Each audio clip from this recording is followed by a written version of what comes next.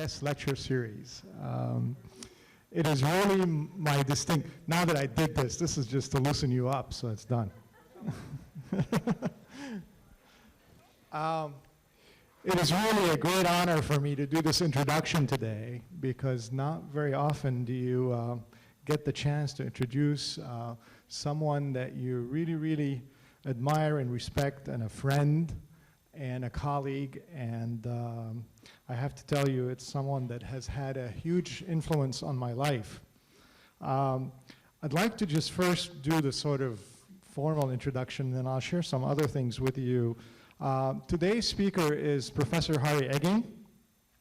Harry has been with the school, I think, since inception. As a matter of fact, if you want to know something about the school, I think Harry is your man, because you could really find out about the early days of the school. And I think this is definitely in the goal of this guest lecture series. I think it's been a wonderful guest lecture series and still continues to be, basically about sort of reflecting on the impact of what the graduates have done. And I think there's no better example than to see what Harry Eggink has done. First, I have to mention that Harry graduated from Ball State University in 1971. He was part of the first class. If you saw that photograph outside, he was the one with a lot of hair on his face, and I'm sure you probably can figure that out. Basically, after completing his bachelor's degree here at Ball State, he had, and I have to mention something, you know, from what I know, is that Harry has almost won every competition that there is. He was a terror, I think, among the studios, and actually has been awarded Fulbright Scholar. I think he was one of the first at Ball State to be awarded a Fulbright Scholarship. He also has had the chance to study in Finland, in Fontainebleau in France, and basically, let's see, I'm probably missing something else, and also in Geneva, Switzerland. And then after doing all of that, then Harry went into Harvard University, where he studied urban design and where he received his Master's of Architecture from the GSD. After all of that, he then went on to start his practice in Germany, actually working with Eckhard Baumann, who's one of the sort of visiting faculty member at Ball State, and done some wonderful work in housing. But most of all, I think most of us identify Harry with community-based projects. I think Harry has been, I believe, to every single charrette that ever was done till at least 1990. And so he has in his portfolio probably over 150 charrettes, if you can imagine that. So that's a lot of sleepless nights and lots of pizza involved. He is also a design communication expert and is part of the Design Communication Association, and has been really a great contributor, I think, to our reputation as a school that can produce people that can sketch and draw and communicate. He is a registered architect, and both Harry and I have a small practice to kind of keep us in trouble. And we enjoy doing all kinds of things. I was just telling Harry, I think we have been collaborating for the last 25 years. You know, when I had a little bit of this before. He also is a fantastic dancer. I don't know if you knew that about Harry. As a matter of fact, he's the president of the dance club, that, and I think he's about to tell you some more. So just look for this grace as he is giving his lecture. I think you will see how wonderful a job. Again, Harry, it is just a great honor for me to do this, and please help me welcome Professor Harry Eggink to the stage.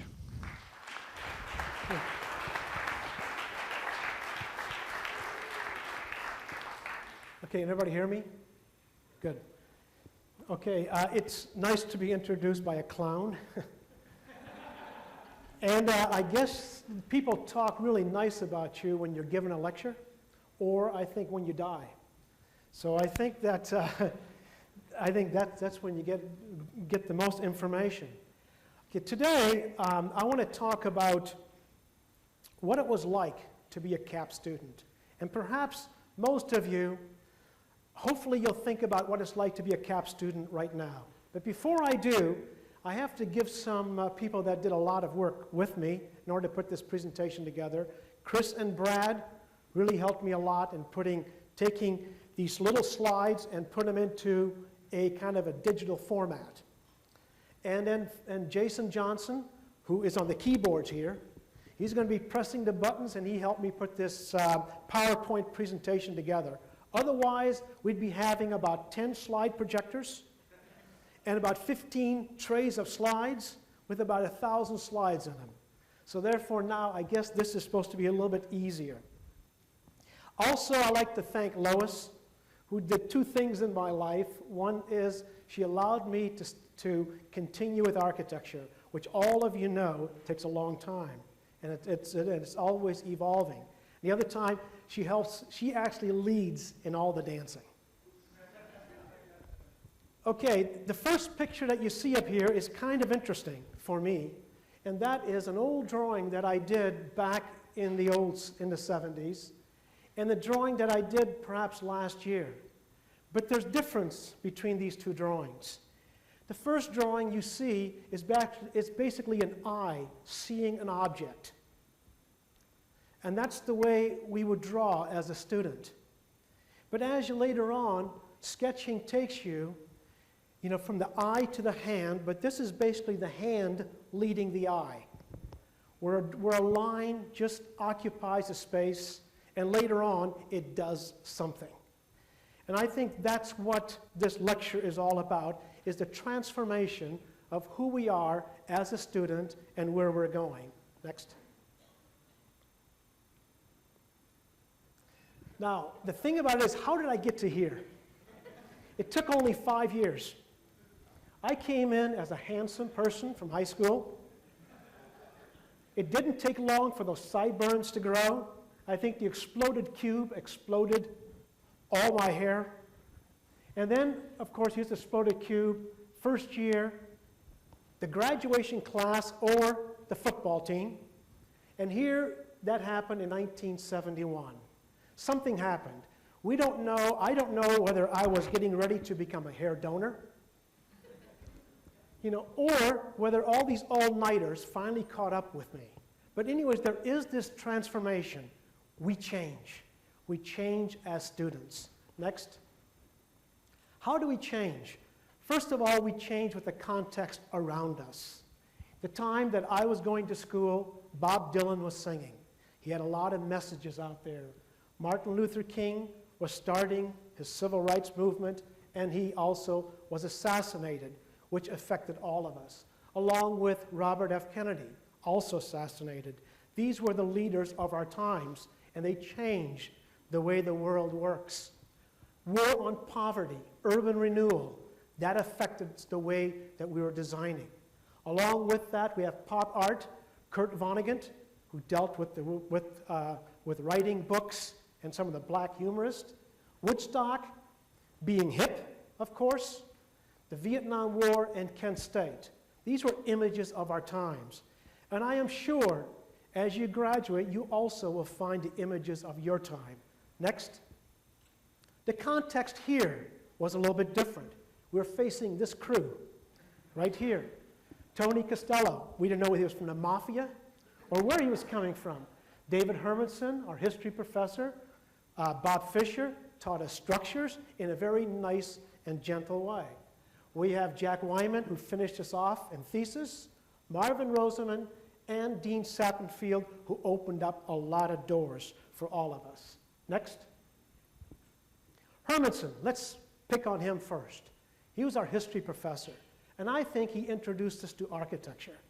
We had a wonderful history professor that dealt with getting us to understand who we are. And having immigrated to this country when I was 10 years old, he pushed me back. He said, do you know really where you're from? Do you know the context in which you grew up in? So he forced me to go back and analyze the spaces that I once occupied when I was a kid. The lowlands of Holland, the windmills, we all know about that. and also the rural environment. This is the area that I grew up in and spent most of my early days. Next. But what he basically did, he got me to analyze what it is that we're all about, and this taught me how to sketch. I started to sketch basically because I had to. I had to show him what the environment was all about. This was my first book that I got when I was a kid. It basically means Our Friends on the Farm. But when we start to, I never realized that I would be taking this farm and looking into it a lot deeper. The idea of site analysis. How did the barn really work? The idea of some of the cultural components on top of the barn, what they meant as far as economics, as far as religious orientation. But also the notion, again, about the site, how low these barns were located. Next. And when you look at the history of these pieces, in the 1400s, they were simply dug out, ramped up, and these simple homes, the people would live in the background, water and fire on the outside, and this is where the cattle, horses, and the farm animals would be. Later on in the 1700s, things start to change a little bit. The fire was inside. This became a people space, and then you had an opening for the farm animals. Later on, you can also see that the barn, the house started to become a little bit more creating its own image, creating a tile roof, but the thatched roof still dominated the rest of the barn. Next. But this taught me how to analyze. Later on, he would introduce me to Indiana. Indiana with the commercial facades, the idea of analyzing, sketchbook analysis, color, and then, of course, the final drawing. So what he basically did was trying to get us to understand our environment, trying to understand it through our eyes and interpret it through our hands. And he even continued on in looking at the overall small town. Next. That would lead me into sketching. We all started off sketching. This is my son's sketchbook at the age of 5. He was sort of kind of following me as I was learning how to do facades. You can see here, all of you started off with crayons. All of you looked at the way buildings were developed, the way compositions are created. This is basically all of you back then. So these things create memory. Here's a little sketch I did during 9/11. New York got hit, and this is my little sketch late at night trying to figure out what it all means. So sketching to me is creating a memory for my life. Next. Sketchbooks. We've all seen this in Montreal, those are people that went on second year. The idea of just doodling, getting your hands to understand about design, getting your hands just to exercise. And here you can see a series of little sketches that I'm constantly trying to figure out as I go through different environments. Next. Sketches go a little bit beyond that. I always enjoy facades. I guess it's because it deals with composition. It deals with solids and voids. And then later on, you could see, like here, was a series of streets of San Francisco. We went to San Francisco on a trip, came back with this kind of sketch, and then I tried my hands in watercolor. I'm not as good as Michel. Matter of fact, I think he helped me, he trained me in trying to do at least something in watercolor. Next. But also the notion of playing. Right now, as students, you're probably, sketching is something that I really have to do. But I think sketching will change as soon as you start to let it. For an example, when I go on field trips, I will do these kinds of doodles. This happens to be Cincinnati. I don't know whether you know it or not. This is Louisville. And when I come back, I translate these sketches into something that I think might merit some more drawing or even a little bit more color. Next. The same thing on Seaside. Went to Seaside a couple of years ago, and those of you that are in thesis now, you remember. And I did these on napkins. I came home and I translated them as layers of Seaside, trying to see just beyond. And these are all my own interpretations. Sketching allows me to see something and allows me to freeze a certain image in that particular time. Yes, next. Okay, that also translates back to Holland. Whenever I go to Holland, I really enjoy taking a look. That's basically Hermansen talking from upstairs. He always tells me, when you go to Holland, you have to draw, you have to communicate, you have to get that information into your mind. So here you can see Amsterdam, Groenlo, Zutphen Church, and the marketplace. Next. Lately, I've been doing some other kinds of drawings too. And this is while being on the road. We went to Colorado several summers in a row, and I-70 really appealed to me, especially when you get to Kansas. Kansas is extremely long. So this sketch is just a series of little sketches that I would see on the side.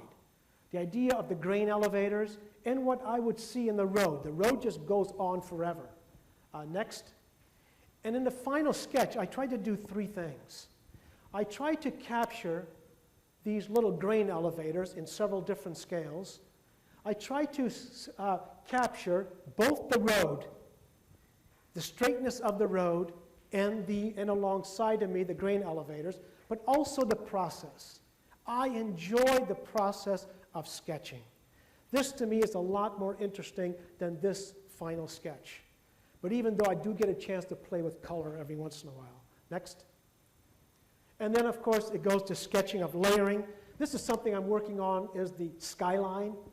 Those of you that we went on a field trip to Chicago last summer, I stood by the dock and did this little sketch of Chicago. And here, this turned into a line. This turns into the skyline, and then I turned it into a skyscraper. So it's the idea of allowing a sketch to play with your mind, which later on becomes a tool when you start to design. And of course, here is dealing with layers of sketching. Sometimes, I know when I was a student, I wanted to take one shot at sketching, one shot at a drawing, when really it requires several layers before you get just the right drawing. Next. Now let's talk about this man right here, okay? Tony Costello, if there's two things that I can say about him, is that he talked about ethics. And in his field of ethics, it was always about your responsibility to society. And I know he didn't coin this phrase, but if you're not part of the solution, you're part of the problem. And we dealt with that. It sort of really hit me hard when he took us on that first charrette where we dealt with the inner city community. And another thing about Tony Costello is his detailing. He was so fond of architecture. When he talks about materials, you can almost feel it. And I think he got that from his father. So therefore, I really like to thank him for what he's done to us. But anyways, he's got me hooked on community base. I got hooked on community base, trying to figure out, testing our skills in the community. And I know that Jim Segedy, Lauren Deeg are all out here. We all got hooked. Our clients are basically Main Street. Next.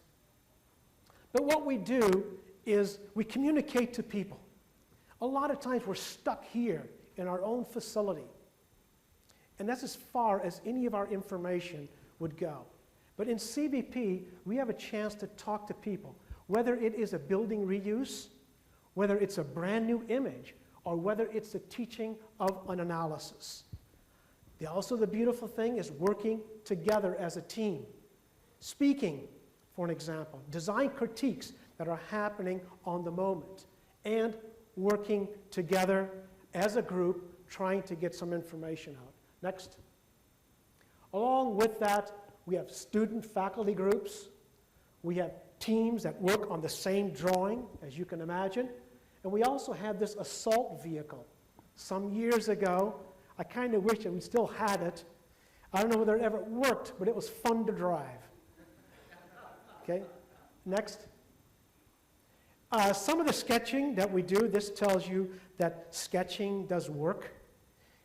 Drawing in front of people, whether it's before and after in an alleyway, or whether it's a whole series of analysis of a downtown facade. Perspectives, isometrics, these are all part of our tools. Part of our tools of what people can see. These are the kind of drawings that people can understand. Next. But the drawings that I always like are these little doodles, which we never get a chance to put into the newspaper, as you can see here. But these are rubbings that we do on the sidewalk, little kind of vignettes that we scribble when we're at a community meeting. And these early drawings, they never get out there. We only see the final ones. Newspapers, this became our way of communications. And here, I think, was wonderful. I have some really good stories if you ever want to know about Tony Costello trying to put a newspaper together. But that's till later. But this became our device. It's architecture. It's urban design. It's landscape architecture. Pressing it outside and becoming part of the solution. Next. Of course, students. Students also have a way of introducing new technology. I think Brad took us a long ways into using the digital camera when I was still using film. The scanners, the websites, all these new technologies are part of CBP right now. So it's a transformation. It's a transformation through time as we start to change. Next. Posters that we put up on the website, even these drawings here, even though we did the original drawing, you always have Brad and Scotty Truex actually doctoring up our drawings and making them larger or longer. We have, these are the type of drawings that we would do, websites, public exhibits, dissemination is now on the air. Next. But most of all, I think with this new technology, we're able to also educate the people. The idea of going from an existing house, which is what we have, translating it between mechanical systems versus natural components. Old structure versus perhaps modular components. The idea of distribution of energy and the generation of energy creates a new system. Those are some of the new things that we're able to do with this new technology, is bringing out our new ideas into the general public. Here again, how does a building really work? Has anybody ever explained to the public the difference between a winter metabolism and summer metabolism? By the way, this information was gotten from Bob Kester, who also has been a colleague of mine for a long time, and every once in a while I have to go to the Energy Center and get the latest information about the new technology. And somehow we have to leak this outside the community. Next. The idea can also happen in planning. The notion of a waterway, the White River, Fall Creek, coming together with the green corridors, the spatial zoning, all the way to understanding the green concept of bleeding this new idea out, the idea of trying to deal with the interstate, which is constantly noisy and polluting the environment, and trying to create a new kind of landscape and urbanscape in order to deal with new housing and also the biotech industry. At the same time, I believe it's also up to us to show new images, to expose these new images to the people out there for either for day or even the psychedelic drawings at night. Next. And of course here, I won't go into this much, but Brad is dealing with having even charrettes on the computer. And I think that's where the future is going. Next. Okay, this gets me back to design. Marvin Roseman, along with Tony, dealt with this particular charrette. And it was a charrette that took us into an inner city in Indianapolis, where we had to design a little kindergarten, not a little elementary school. That was our idea. But the people had a different story. They had a different focus in mind. They were looking for a much more of a larger educational center. So I stayed with this community throughout my Christmas vacation, stayed with families, went to their church, saw where they were working, how they were living, and came up with a totally different idea of what a school ought to be. Here's where the housing would be planted around it, and it would be a community school. Because people were telling us, look, it's nice that my child goes to school, But I also need to go to school because I'm a single mother. I need to know more about what's happening out into the public so I can get a job. So this school actually generated itself into a much larger piece. Next. And here you can see the plans that we used to do, all ink on board, which took a long time to do. Some of the models that were being built. And another thing I like to talk about as far as Marvin was concerned, Marvin always dealt in tangents. You could never pin this guy down. He would also always show you in one direction, then another direction, then another direction. And it seems like we could never get to any kind of a resolution. And that's what I really enjoyed about Marvin teaching me design. Next. Of course here, this is kind of ironic, the Elkhart truth, Nixon explaining why he's bombing Cambodia.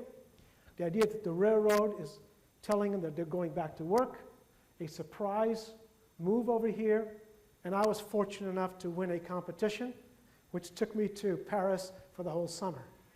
But also on this side here is also one of Marvin's creation that he kind of always had me invent the future. He always talked about the future, even though I knew very little about it. But there's some interesting things that are happening in this school. One, the buses go below. These were computers on kids' heads. Back in 1970, I thought this would be the future computer, that you could do something with students on the outside, and I would be inside my lab telling them what they could do. Whatever.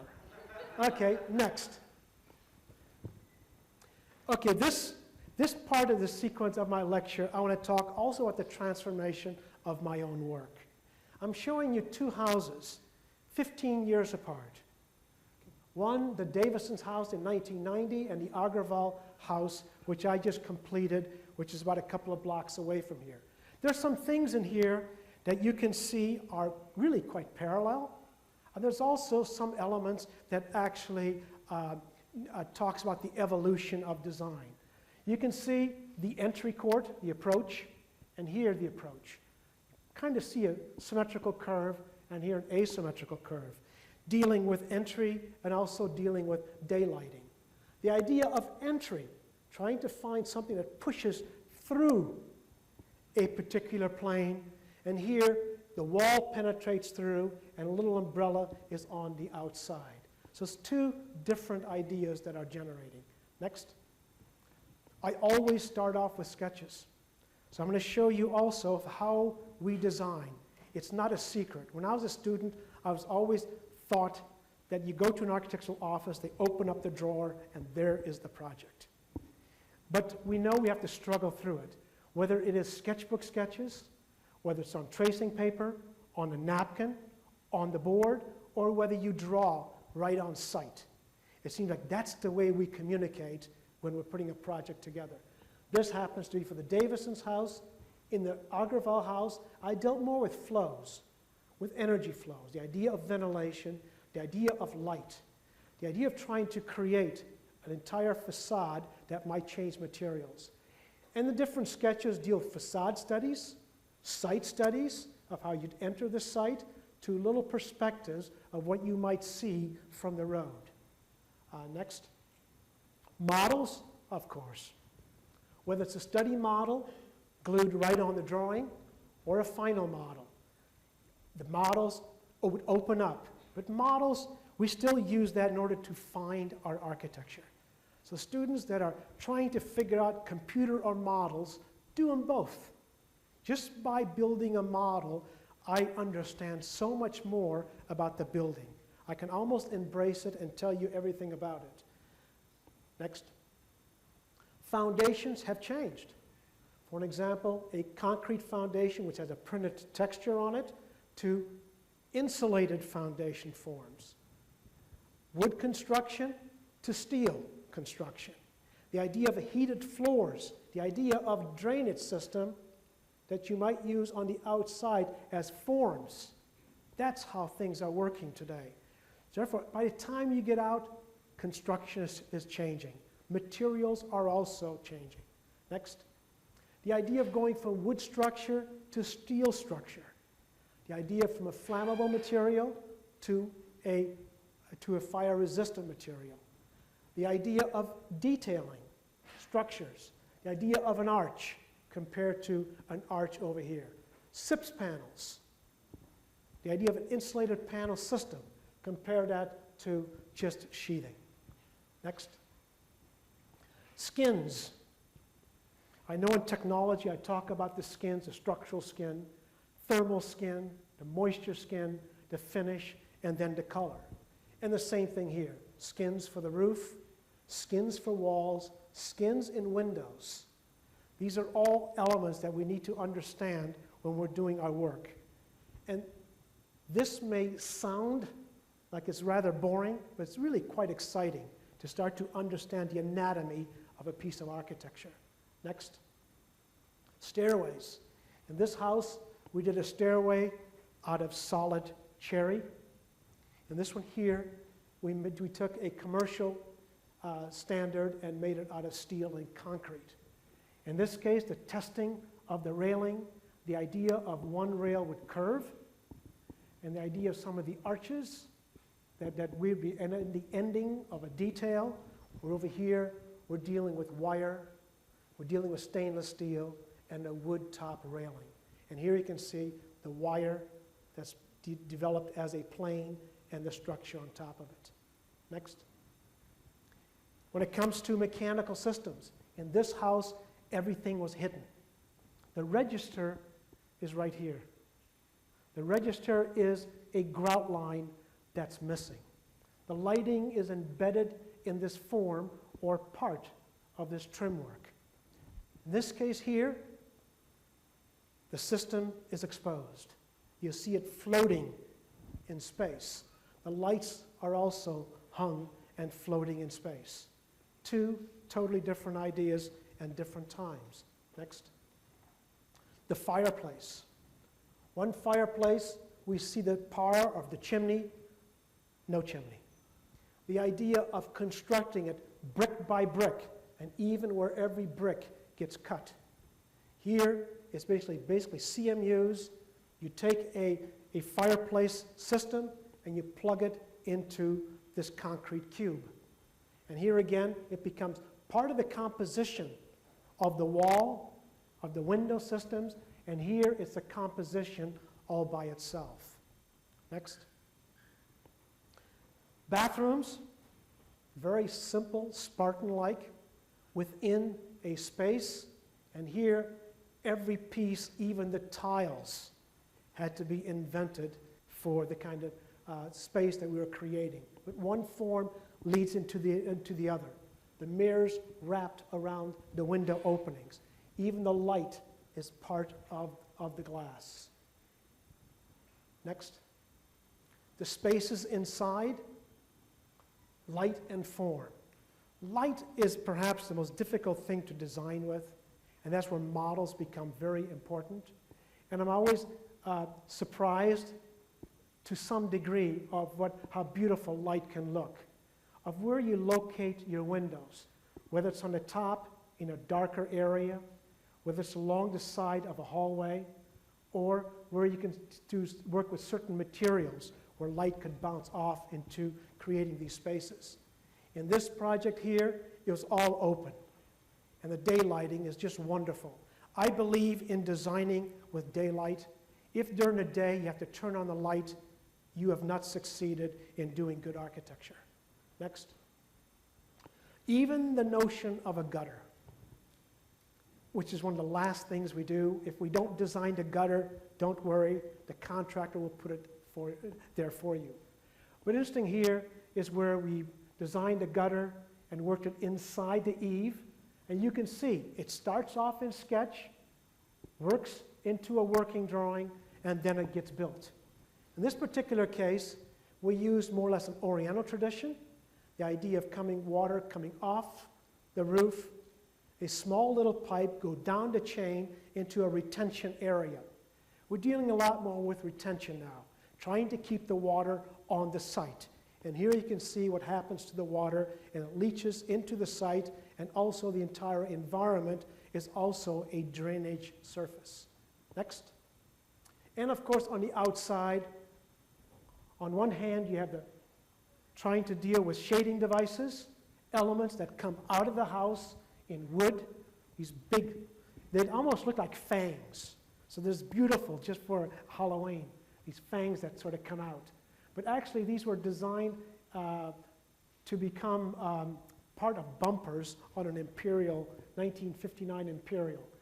Here you can see the entry court, and here you can see a different kind of environment. But still, the idea of space leaking out and trying to create larger spaces. Next. The next little project I want to show you is Beauvais house, and I want to talk about that through sketches. This is Beauvais house in Muncie, and it started off by creating just a simple little rectangle with a large wall bisecting or dissecting this area. And this is a tall vertical wall that creates the public side as well as the private side. And that would be the difference between the two spaces. And here you can see what this wall did. It's a huge wall, about 34 feet tall, and this became the public space, and behind it became the private space. Next. Here you can see the sketching that would take place. That's the idea, that's the part that I was designing, and as you can see here, I was not very successful. It got scrapped at the end. But the whole idea was to create a gate through the master bedroom, open it up, and this was some of the ideas that comes out of your sketchbook, dealing copper and glass. It's interesting enough, on the interiors, you can play with all kinds of materials. That's when you deal with copper, marble, and granite. On the outside, you have to be very careful because nature has a way of destroying everything that you design. Next. The idea of the fireplace. The idea of space. Space composition, whether it deals with windows, trying to set up furniture, the idea of working with outside, one wall, a series of walls, and these kinds of sketches move throughout your sketchbook, day in and day out, until, of course, you have to start designing the spaces. Next. The fireplace. Fireplace, again, became an object in space. It was going to divide the library area from the living room area. My first recollection of the fireplace was just to split pieces of granite and to allow the fireplace just to become an opening, which again would be translated into the window above. But somehow that did not work out, also become a cold air return, and this became the piece. The idea of creating a structure, wrapping it with plywood and granite on the bottom, and inserting a typical fireplace box. And here again, it becomes an object that actually divides two spaces. Next. Stairways is perhaps another component in any building, is a lot of fun to design. It deals with structure, it deals with movement, and it deals with materials. In this particular case, the idea was to create a landing and then to bridge or to create a ladder between the bridge area, which is located here, and the steps that be coming onto the platform. The idea was to use glass and wood. As you can see here, the stairs was not allowed to touch the wall, which was supposed to slide on by. Cheryl was only concerned that the grandkids would not fall through it. And here again, you can see details, study of glass, and I think these kind of sketches are so much fun to do. Students out there, I think you haven't even started to design yet. This is what it's all about. Next. And of course, dealing with different materials. This was a fun part. This is a backsplash to the kitchen. She had an artist in Colorado that could do this kind of sculpture. It was my job to try to figure out how to light it. And this is optic fibers that are coming through on the bottom that would light this entire backsplash up. In the middle of the night with only those lights on, it looks like ice. And it's absolutely beautiful. Also, you have an opportunity to deal with space. Like you see this wall here and this sketch, and also you see the construction located here. And the idea of moving stainless steel through wood. Next. The other part of architecture is invention, using new materials.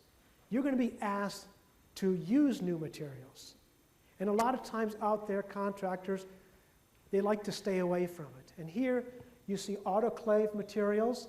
I had an opportunity to work with Michel Mounayar and Jeff Hall to do this small project. And this is the Vectron house. These are some of the early sketches that we did. And it's a material that you can cut, you can glue, and you can carve it.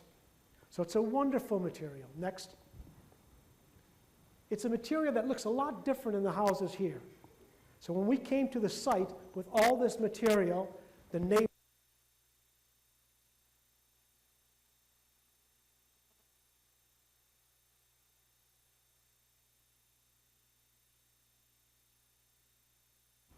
Can you hear me? Yeah, it's going. Okay. The idea of new materials. The material is very lightweight. It's also fire resistant. It's now during a time when a lot of houses are burning. This house will not. It's also sound, excellent for sound. It's also a structural material. So the neighbors, this is the kind of house we were trying to design towards, trying to make it fit into the community. Next. And this is what we came up with. Had to do with daylighting, shading devices. Inside, we created some open spaces and created some new ways in which people would be living in these kinds of spaces. This is the front entry, little courtyard, and then you get in through the door itself. Next. And then, of course, there's my house. I always have to deal with my house. People are always wondering, what's happening at 909? I bought this little house right here. I don't know, it's the only house that the mother would like. But anyways, you can see this house was built in 1948. Who in the world would buy it? It was falling apart. Lois and I felt sorry for it. So we did, in 1980s, we actually did a before and after. We started to change this little bungalow into this bungalow here. We used a lot, whether Bob Kester knows it or not, I used this daylighting system.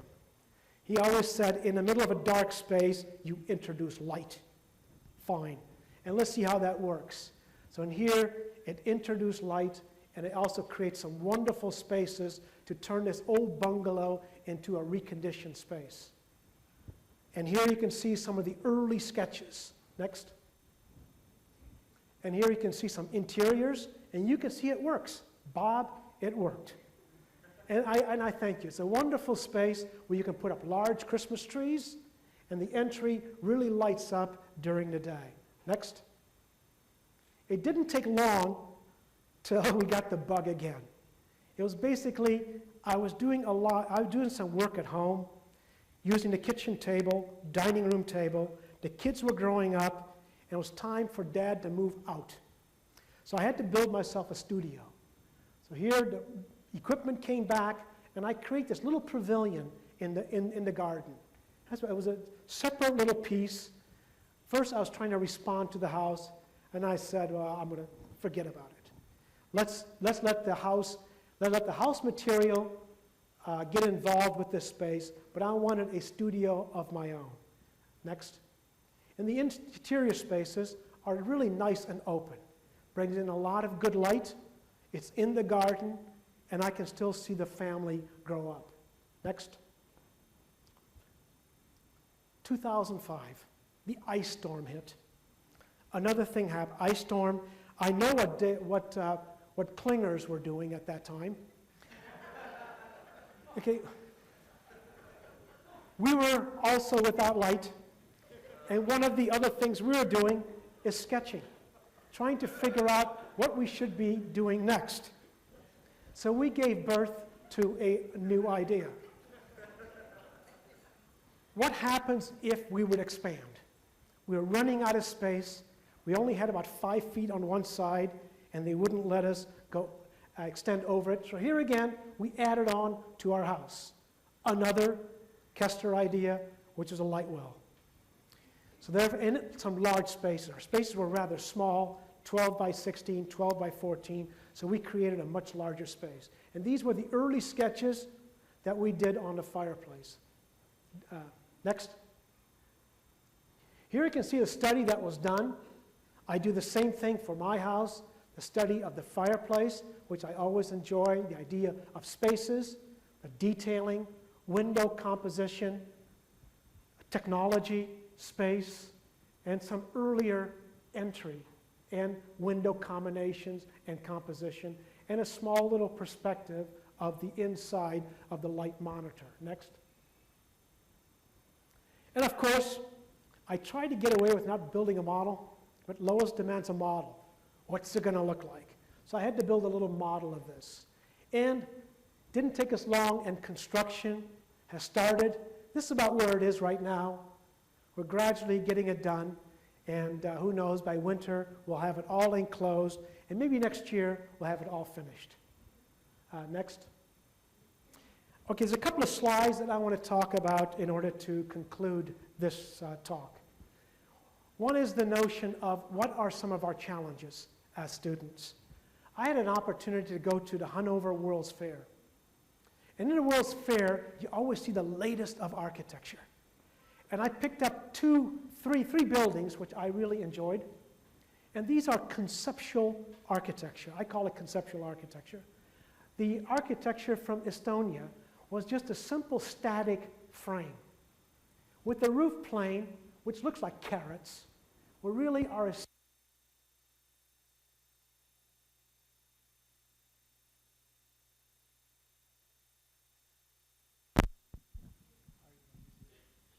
okay, you got it. Okay, the idea of a series of pine trees, which actually created the roof plane. And through there, the sun would shine, and the exhibition was below. They had strings on these pine trees would make these things move. And it was just a beautiful, beautiful space. And I could imagine taking this concept into real architecture. At the same time, Romania also had a wonderful idea. The idea here was, okay, let me just finish off with this mic here. Had other kinds of the principles. The idea of a green network that wrapped the piece of architecture. Light steel structure, and then they covered it with plants. What was interesting, by that time, the birds had already occupied that space. So it was really a living environment. And here again, I could imagine that these were the future buildings of our time. Next. And of course, I have to end with the Dutch exhibit, which I thought was one of the best. And that's just a series of layers. Holland is a country where land is extremely precious. It's a place where every inch is occupied. And they always said that God created the earth, but it's the Dutchman that created Holland. In here, they're trying to create more land. They created a series of layers. The top layer, as you will see in a minute, is basically a layer that dealt with water. Water would fall over to create some exhibits on the inside. A forest is right below it. And then we see a flower garden. And then we see a place where you can actually drink a very good Dutch beer. Next.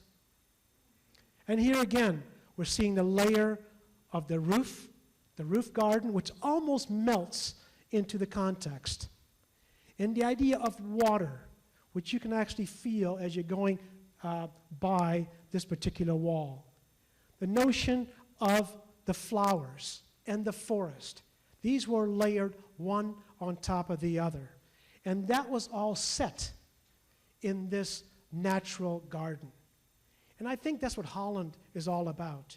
And I think as the future of where your architecture is going, these are wonderful principles of where architecture could stand. Next. Here's my costume. I would like to thank all of you for allowing me to talk a little bit about what CAP did to me and some of the people that were responsible and the context, which I still love. Thank you.